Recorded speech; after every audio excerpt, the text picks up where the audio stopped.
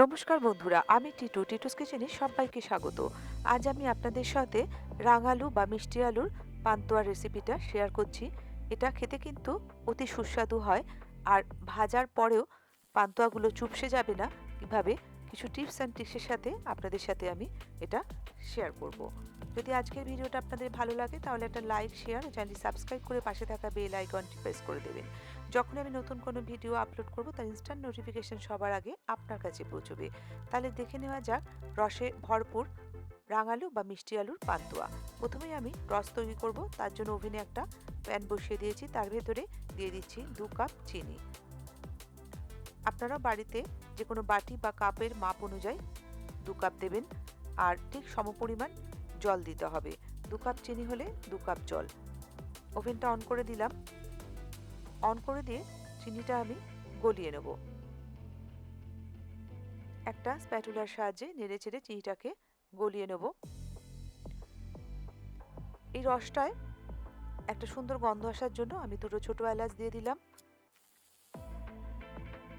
চিনিটা গলে যাওয়ার পরে এটা 3 থেকে 4 মিনিট কিন্তু ফুটিয়ে নিতে হবে। রসটা রসটা কিন্তু একতার বা দুতার হবে না, একটু চটচটে ভাব হলেই রসটা কিন্তু রেডি হয়ে যাবে। দেখুন এখনো কিন্তু হয়নি, আর একটু এটা করব মিনিট 2।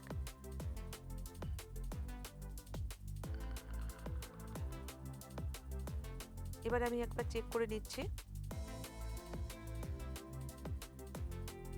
দুটো আঙুলের মাঝে রস একটু নিয়েছি, দেখুন চটচটে হয়ে গেছে।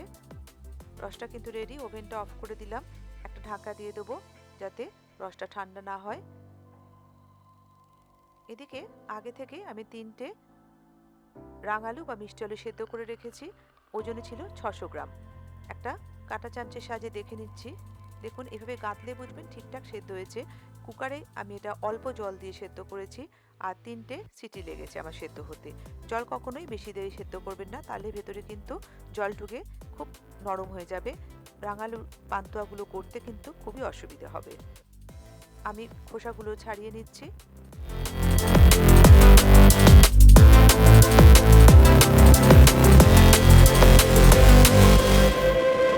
আমার ইনস্টাগ্রাম আইডি টিটু, আপনি আমাকে ইনস্টাগ্রামেও ফলো করতে পারেন। সমস্ত রাঙালুর খোসাগুলো এভাবে আমি ছাড়িয়ে নেব। একটা কাঁটা চামচের সাহায্যে এইভাবে আপনারা এটাকে মেখে নিতে পারেন, অথবা হাতের সাহায্যেও এটা মেখে নিতে পারেন। আমি হাত দিয়ে মেখে নিচ্ছি। মাখার সময় এটা খেয়াল রাখতে হবে, প্রথম টিপস, খুব ভালো করে এটা মেখে নিতে হবে যাতে কোনো দলা না থাকে। বারবার বলছি রাঙালু কিন্তু খুব বেশি জল দিয়ে কখনোই সেদ্ধ করবেন না। এটা আর একটা টিপস। দেখুন ভালো করে আমি এগুলো মেখে নিয়েছি। যদি দলা থাকে তাহলে কিন্তু ভাজার সময় রাঙালু পান্তুয়াগুলো ফেটে যাবে। এখানে শুকনো কিছু উপকরণ দিচ্ছি। প্রথমেই দিয়ে দিচ্ছি 4 টেবিল স্পুন ময়দা, আর দিচ্ছি 6 টেবিল স্পুন মিল্ক পাউডার। ময়দার পরিমাণটা সবসময় কম থাকবে। ময়দা বেশি দিলে কিন্তু শক্ত হয়ে যেতে পারে। আর মিল্ক পাউডার যত বেশি পরিমাণে থাকবে খেতে কিন্তু টেস্টি হবে। আর দিচ্ছি 1 পিঞ্চ আমি এখানে বেকিং সোডা দিয়ে দিলাম, বা খাবার সোডা দিয়ে ভালো করে মেখে নেব। তবে বেকিং সোডা খুব বেশি পরিমাণে দেবেন না, একদম 1 চিমটে দেবেন। রাঙালুর ভেতরে সব রাঙালুতেই কিন্তু সমানভাবে ময়েশ্চার থাকে না, কোনটায় বেশি কোনটায় কম, সেই বুঝে কিন্তু শুকনো উপকরণগুলো দিতে হবে। আমার আরেকটু ময়দা দিলাম 1 টেবিল স্পুন, আর 2 টেবিল স্পুন মিল্ক পাউডার দিলাম। দিয়ে মেখে এর সাথে ভালো করে মেখে নিচ্ছি। আর কিন্তু কোনো শুকনো উপকরণ এখানে আমি দেব না। ডোটা কিন্তু রেডি হয়ে গেছে। এবার এর ভেতর দেব ঘি। 3 টিস্পুন ঘি দিচ্ছি, তবে একেবারেই কিন্তু ঘিটা দেব না, অল্প অল্প করে ঘি দিয়ে আমি এটা মেখে নেব। আবারও 1 চামচ ঘি দিলাম। ঘি দিয়ে ডোয়ের সাথে ভালো করে মিশিয়ে নিচ্ছি। ভালো করে ঘিটা দিয়ে ভালো করে ডোয়ের সাথে মিশিয়ে নেব। Dough ready. এবারে আমি রাঙালুর পান্তুয়াগুলো গড়ে নেব বা তৈরি করে নেব। হাতটা ভালো করে পরিষ্কার করে নিয়েছি। নিয়ে 2 হাতে তালুর মাঝখানে আমি একটু ঘি বুলিয়ে দিচ্ছি বা মেখে নিলাম। নিয়ে পছন্দ মতো সাইজের পান্তুয়াগুলো আমি করে নিচ্ছি। আপনারা চাইলে এর থেকে বড়ও করতে পারেন বা ছোটও করতে পারেন। আপনাদের পছন্দ অনুযায়ী সাইজটা করে নেবেন। ধোয়াতে তারুর মধ্যে নিয়ে এইভাবে গোল গোল করে ঘুরিয়ে দেখুন। একদম খেয়াল রাখতে হবে কোনো ক্র্যাকস যাতে না আসে। আমি আর একটা করে দেখিয়ে দিচ্ছি। এই রাঙালুর পান্তুয়াটা যদি আপনি একবার খান, খেয়ে একবারও যদি কেউ আপনাকে বলে না দেয় যেটা রাঙালুর পান্তুয়া, আপনি কিন্তু একদমই বুঝতে পারবেন না। এতটাই সফট আর জুসি হয়। দেখুন, এইভাবে সমস্তই পান্তুয়াগুলো আমি করে নিয়েছি। এবার এগুলো আমি ফ্রাই করব। তার জন্য কড়াতে পর্যাপ্ত পরিমাণে তেল দিয়ে দিয়েছি। এখানে আমি সাদা তেল দিয়ে ভাজছি, আপনারা চাইলে ঘিও ভাজতে পারেন। তেলটা একটু গরম করেছি, তবে খুব বেশি গরম না, হালকা গরম হবে। আর ফ্লেমটা লো টু মিডিয়ামে থাকবে। প্রথমে পান্তুয়াগুলো দিয়ে কিন্তু উল্টোতে যাবেন না, তাহলে কিন্তু তলাটা নষ্ট হয়ে যাবে বা ভেঙে যাবে। এভাবে তেলটা উপরে দেবেন, দিয়ে ঘুরিয়ে ঘুরিয়ে যখন দেখবেন পান্তুয়াগুলো হালকা উপরে উঠে এসছে, তখন কিন্তু হালকা হাতে এগুলোকে উল্টে দিতে হবে। এপিট ওপিট করে ভেজে নেব। দেখুন, রং কিন্তু প্রায় চলেই এসেছে। এক একটা ব্যাচ কিন্তু আমার ভাজতে 8 থেকে 10 মিনিট সময় লেগেছে।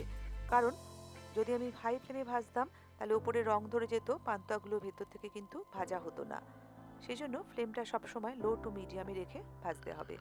দেখুন কালারটা কত সুন্দর হয়েছে, দেখে কিন্তু বোঝার উপায় নেই যে এটা রাঙালু দিয়ে তৈরি হয়েছে। এই রাঙালুগুলো আমি আগে যে রসটা দেখিয়েছি করে রেখেছি তার ভেতর এগুলো ডিপ করব।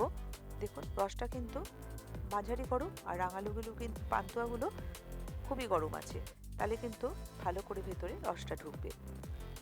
এই রসে দিয়ে আমি 3 থেকে 4 ঘন্টা কিন্তু ভিজিয়ে রেখে দেবো। আর একটা ব্যাচ আমি আপনাদের ভেজে দেখাচ্ছি।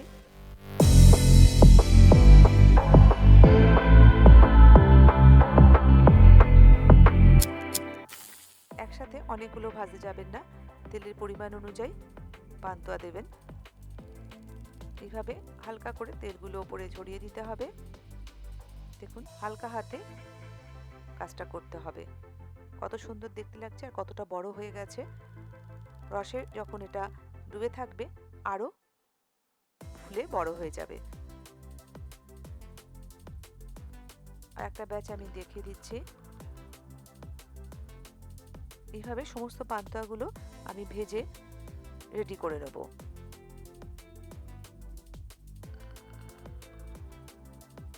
সব পান্তুয়াগুলোই আমার ভাজা হয়ে গেল। আমি এগুলোকে রসে দিয়ে দিয়েছি। 3 থেকে 4 ঘন্টা পর আমি আপনাদের দেখাচ্ছি কতটা বড় হয়ে গেছে। আর দেখে কি বুঝতে পারছেন এটা রাঙালুতে তৈরি হয়েছে, আর খেতে কিন্তু দারুণ সুস্বাদু হয়েছে। একটা আমি কেটে আপনাদের দেখিয়ে দিচ্ছি। দেখুন ভেতরটা কতটা রস ঢুকেছে। ভিডিওটি দেখার জন্য ধন্যবাদ। নিচে কমেন্ট সেকশনে জানান ভিডিওটি আপনাদের কেমন লাগলো। যদি ভিডিওটি ভালো লাগলে লাইক করবেন। এরকম আরও রান্না দেখার জন্য চ্যানেলটি সাবস্ক্রাইব করুন। নতুন ভিডিওর নোটিফিকেশন পাওয়ার জন্য পাশের বেল আইকনটি ক্লিক করে দিন। ভালো থাকবেন, সুস্থ থাকবেন। এরকম নতুন কোনো রেসিপি শেয়ার করব আপনাদের সাথে পরের ভিডিওতে।